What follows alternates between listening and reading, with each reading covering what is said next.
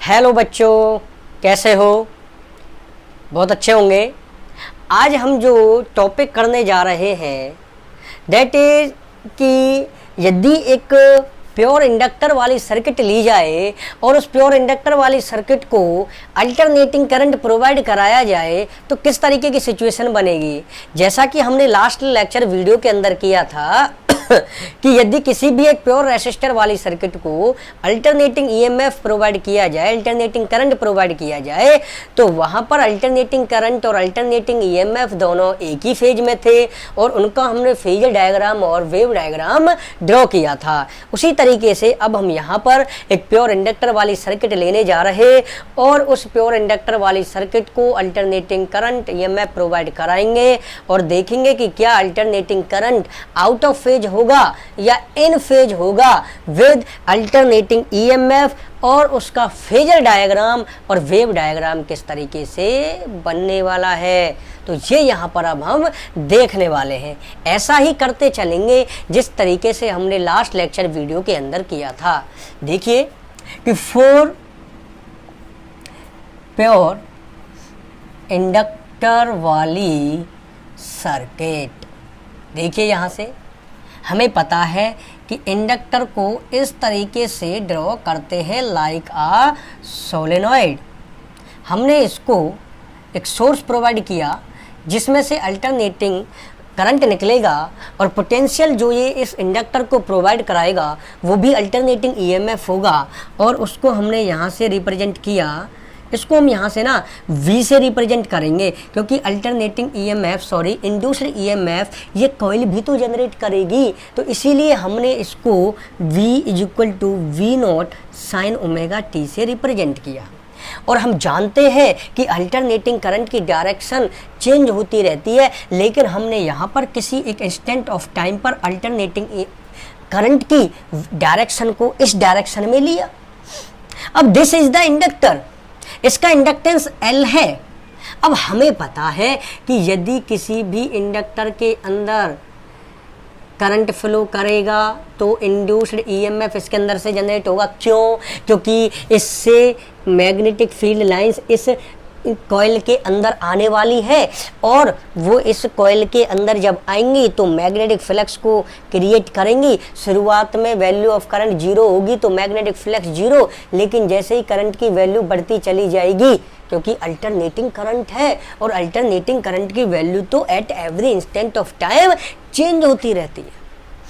It means कि जब ये करंट इन कॉइल्स में फ्लो करेगा तो मैग्नेटिक फील्ड जनरेट करेगा, मैग्नेटिक फ्लक्स को चेंज करेगा और मैग्नेटिक फ्लक्स चेंज होगा तो वो इंड्यूस्ड ईएमएफ क्रिएट करेगा और इंड्यूस्ड करंट क्रिएट करेगा। अब उस इंड्यूस्ड करंट की डायरेक्शन कहाँ होगी वो हम जानते हैं अकॉर्डिंग टू लेंजीज लॉ कि जो इंड्यूस्ड करंट आएगा वो अपने प्रोडक्शन के कॉज का अपोजिशन करने वाला है।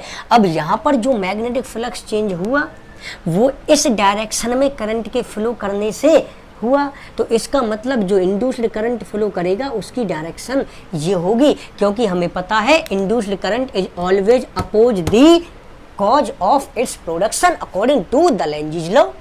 अब हमें पता है कि जब हमने इसकी डायरेक्शन को फाइंड आउट कर लिया तो ये इंडक्टर एक बैटरी में कन्वर्ट हो जाएगा, एक बैटरी में कन्वर्ट हो जाएगा जिसमें करंट की डायरेक्शन ये होगी। तो इसका मतलब this will be like a battery, it means this will be plus this is minus, तभी तो इस डायरेक्शन में करंट फ्लो कर पाएगा। इट मीन्स इसको यहाँ पर रिप्रेजेंट कीजिए कि ये इंडक्टर जो है वो बैटरी में कन्वर्ट हो चुका है। This will be negative, this will be positive. It means यहाँ से जो इसने इंड्यूस्ड ईएमएफ क्रिएट किया that will be d phi by D T and e is equal to as we know that phi is equal to L I. तो phi is equal to L I होता है तो d by D t into L I, और L is the constant that is the inductance, self inductance, and this will B L into D I over D T. ये होगी value यहाँ से। अब देखिए यहाँ पर ये सोर्स है अल्टरनेटिंग ईएमएफ का, ये उसका फॉर्म है V = V0 sin omega t। यहाँ पर हमने इस लूप के लिए किरचॉफ्स रूल को अप्लाई किया, तो according to Kirchhoff's voltage rule क्या होगा, यहाँ से देखिए इस तरीके से लूप है करंट की डायरेक्शन ये है। और जब लूप को देख रहे हो तो इसका सेकंड पॉइंट पर देखिए, यहाँ से सेकंड नंबर पे कौन सा आ रहा है, प्लस, तो it means this will be plus B. And इसका टर्मिनल कौन सा आ रहा है, negative, it means this is minus E is equal to 0। And the value of E is L D I divide by D T, ये हो जाएगा यहाँ से, दैट इज इक्वल टू 0।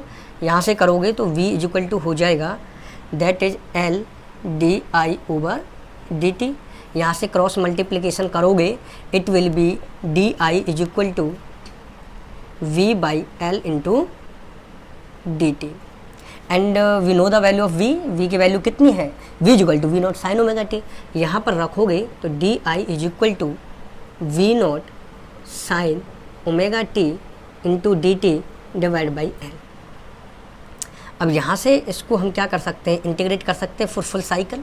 तो यहाँ से जब इसको इंटीग्रेट किया जाएगा तो ये सिचुएशन किस तरीके से होने वाली है, डी आई का हो जाएगा क्या, that will be I, it will be V naught divide by L, और एल इज अ कांस्टेंट और V naught is the maximum value of alternating EMF.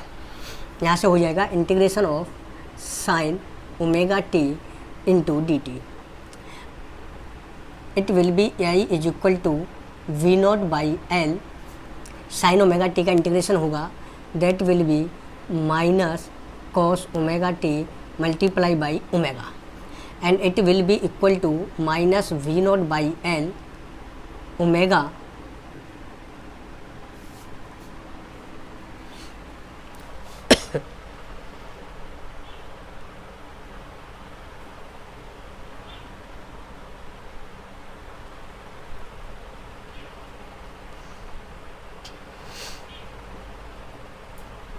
ये हमने डिफ्रेंशिएशन थोड़ी ना किया है, हमने तो इंटीग्रेशन किया है।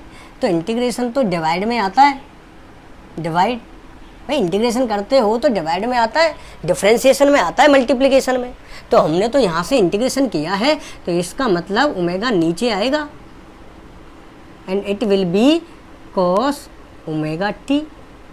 यहाँ से हो गया, ध्यान से देखिएगा, V naught is constant, omega is constant, L is constant, so V naught divided by omega L क्या होगा, that will be the value of maximum current. It means I is equal to minus I naught cos omega t. अब यहाँ से ध्यान से देखिए, जहाँ पर बच्चे बहुत ज़्यादा गड़बड़ करते हैं, गलतियाँ करते हैं, जो पता है, देखिए I equal to minus I naught cos omega T, लेकिन V equal to V naught sine omega t था। तो हम कोशिश करेंगे कि यहाँ से आई को भी साइन ओमेगा टी में कन्वर्ट करें, तभी तो पता चलेगा ना कि फेज में है या आउट ऑफ फेज में है।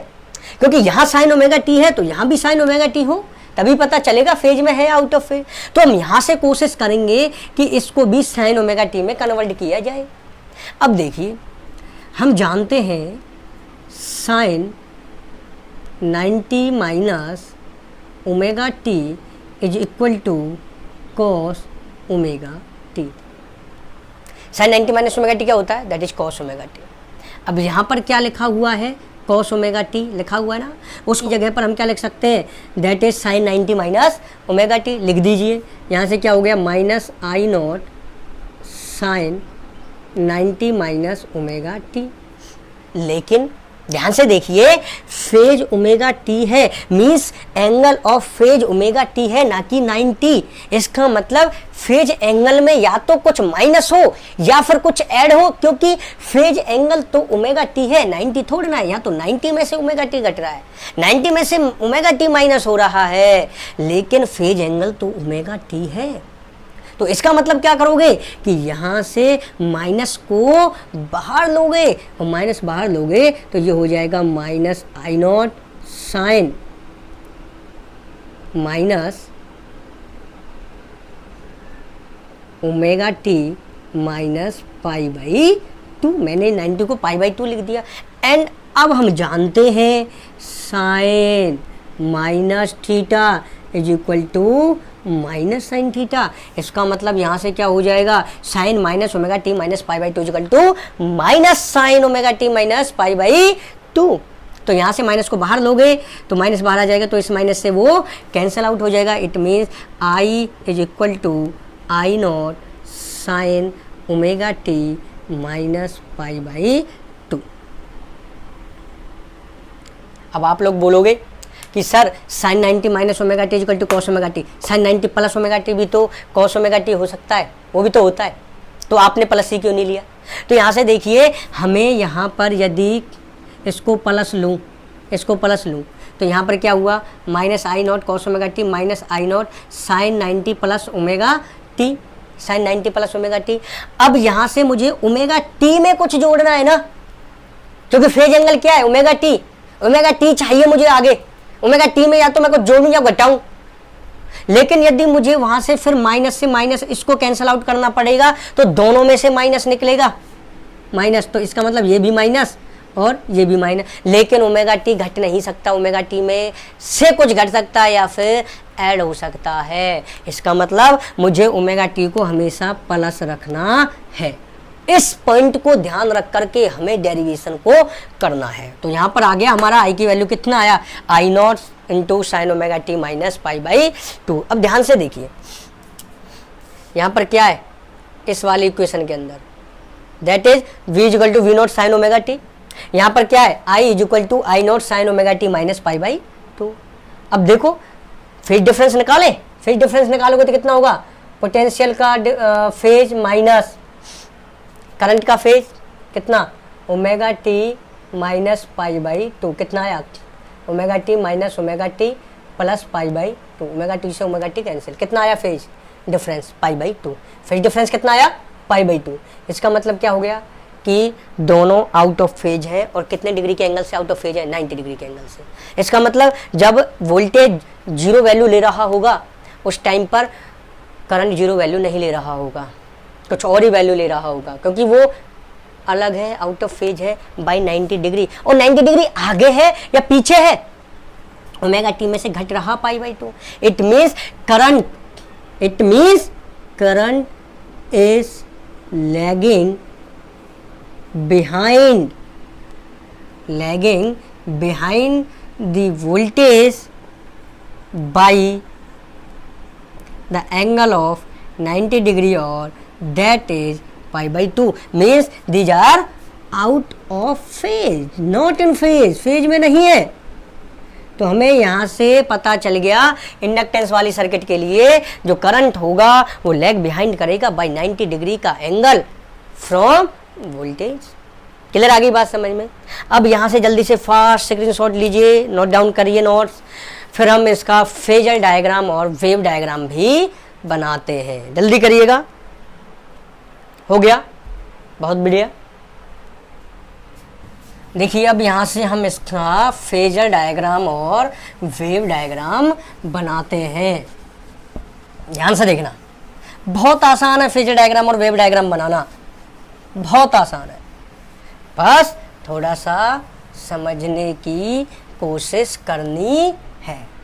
देखिए यहाँ से v कितना था, that is v naught sine omega T, i is equal to I naught sine omega T minus pi by 2।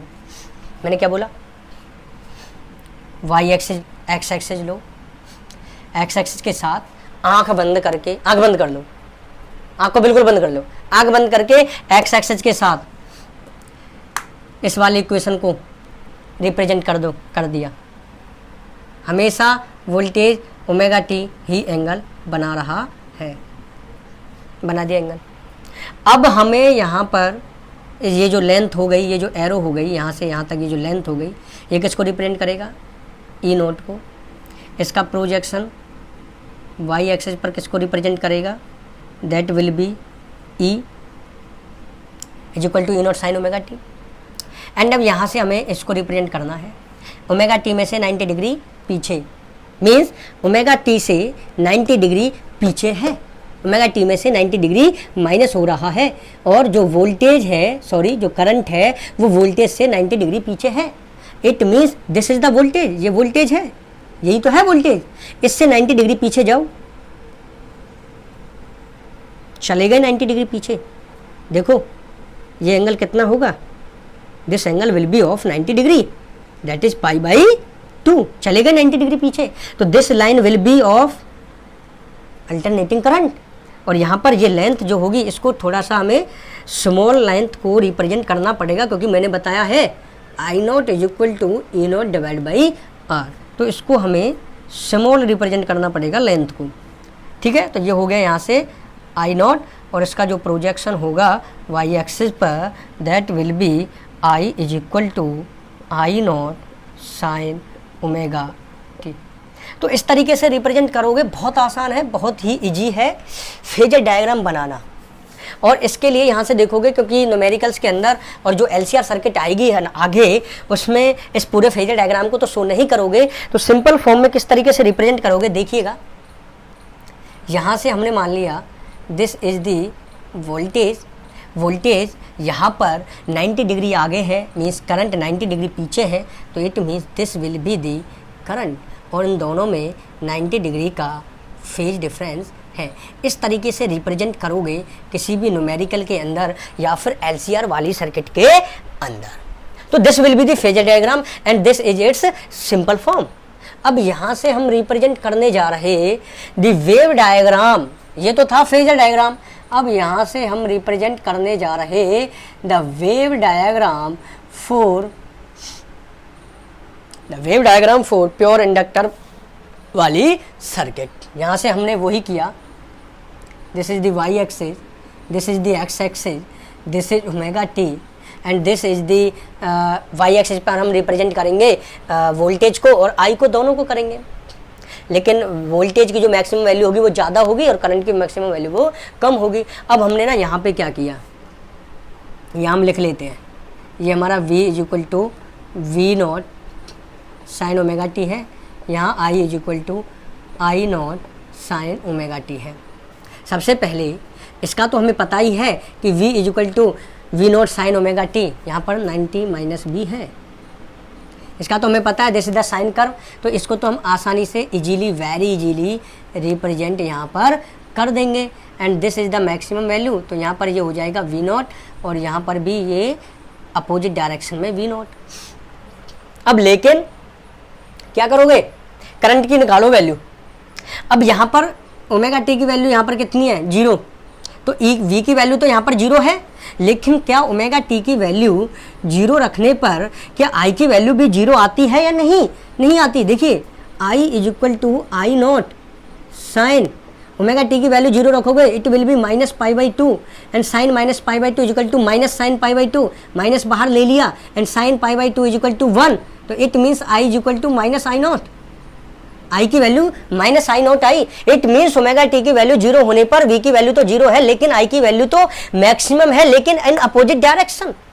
It means this is the value, sorry ये तो वी नॉट की वैल्यू है, हमें यहाँ पर कहीं पर आई नॉट की वैल्यू लेनी पड़ेगी इन अपोजिट डायरेक्शन। और इस पॉइंट पर रिप्रेजेंट करोगे तो ध्यान से देखिए, ये जो पॉइंट यहाँ पर मैंने रिप्रेजेंट किया है ये दर्शा रहा है कि ओमेगा टी की वैल्यू 0 होने पर वी नॉट की वैल्यू तो 0 है, लेकिन आई की वैल्यू मैक्सिमम है I naught, but in the opposite direction. यही तो शो कर रहा है कि जिस पॉइंट पर वी की वैल्यू 0 है अभी वो अपोजिट डायरेक्शन में है, मैक्सिमम वैल्यू पर हो गया 90 डिग्री का डिफरेंस, हो गया ना 90 डिग्री का डिफरेंस। तो ये 90 डिग्री का डिफरेंस यहाँ पर शो हो रहा है। अब यहाँ पर जब आओगे इस वैल्यू पर, यहाँ पर आओगे, इस पर आओगे, यहाँ पर क्या होगा, यहाँ पर होगा पाई बाई टू, तो यहाँ पर रखिए आई की वैल्यू पाई बाई टू रख दीजिए, ओमेगा टी की वैल्यू, तो ओमेगा टी की value pi by two minus pi by to, pi by to से पाई बाई टू कैंसिल, कितनी वैल्यू आ गई, आई की वैल्यू 0, इसका मतलब यहाँ रिप्रेजेंट करेगा।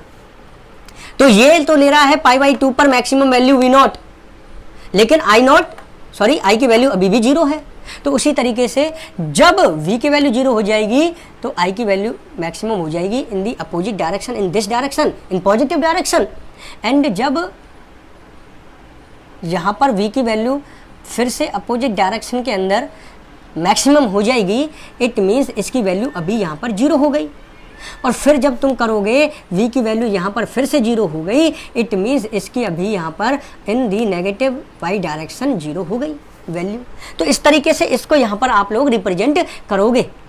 तो मैं यहाँ से रिप्रेजेंट कर रहा हूँ इसको, तो ये इस तरीके से रिप्रेजेंट हो गया। इस तरीके से ध्यान से देखिए, यहाँ पर वैल्यू नेगेटिव डायरेक्शन में मैक्सिमम है लेकिन V की वैल्यू 0 है। यही तो शो कर रहा है कि यहाँ पर करंट 90 डिग्री पीछे है, फेज डिफरेंस 90 डिग्री का है between the voltage and current. Clear हो गया पॉइंट? जल्दी से फास्ट इसका स्क्रीनशॉट लीजिए। तो यहां से आप लोगों का हो गया, 2 सर्किट्स हो गई। एक लास्ट लेक्चर वीडियो में हमने देखा था फॉर द प्योर रेसिस्टेंस वाली सर्किट, और यहाँ पर हमने देखा फॉर प्योर इंडक्टर वाली सर्किट। प्योर इंडक्टर वाली सर्किट के अंदर करंट 90 डिग्री पीछे है वोल्टेज से, लेकिन प्योर रेसिस्टेंस वाली सर्किट के लिए कोई भी फेज डिफरेंस नहीं था। अब हम नेक्स्ट लेक्चर वीडियो में जल्दी ही मिलते हैं और उसमें हम रिप्रेजेंट करेंगे the phasor diagrams and wave diagrams of current and potential for the pure capacitor वाली सर्किट, और देखेंगे कि वहां पर क्या करंट और वोल्टेज में फिर से कोई डिफरेंस है फेज का, या फिर से दोनों एक ही फेज में होने वाली है। तो जल्दी ही मिलते हैं नेक्स्ट लेक्चर वीडियो के साथ। Till then do whatever you want to do, but don't go outside because the situation is very critical. Okay, thank you very much.